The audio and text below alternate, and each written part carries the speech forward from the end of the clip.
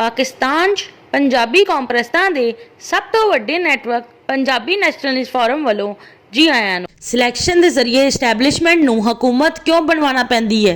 जब तक किसी रियासत के समाजी मामला ठीक ना होण ते उस वेले तक इस रियासत के इंतजामी मामला ठीक नहीं हुंदे।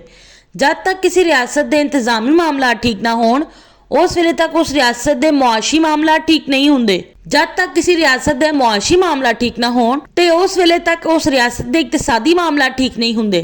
जब तक किसी रियासत के इकतसादी मामला ठीक ना होण ते उस वेले तक उस रियासत की तरक्की नहीं हुंदी।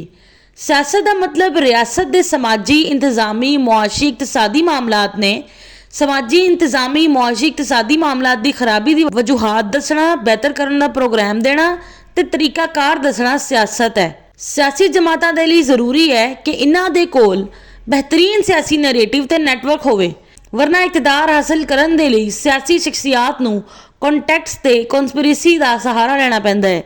पाकिस्तान च सियासी जमातां दे कोल बेहतरीन सियासी नैटवर्क ते नैरेटिव नहीं हुंदा।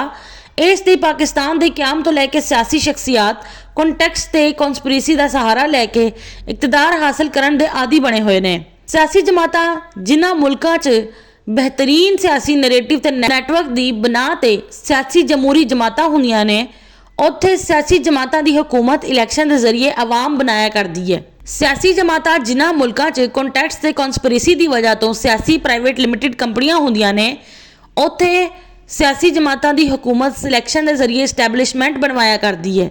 सियासी जमातां के बगैर रियासतां चल जाया करदियां ने, लेकिन इस्टैबलिशमेंट के बगैर रियासतां नहीं चलिया करदियां। रियासत के लिए इस्टैबलिशमेंट की बड़ी वड्डी अहमियत है। अलबत्ता इस्टैबलिशमेंट खुद ना चंगी हुंदी है ते ना माड़ी हुंदी है। इस्टैबलिशमेंट च मौजूद अफराद इस्टैबलिशमेंट की कारकरदगी नूं चंगा या माड़ा करदे ने।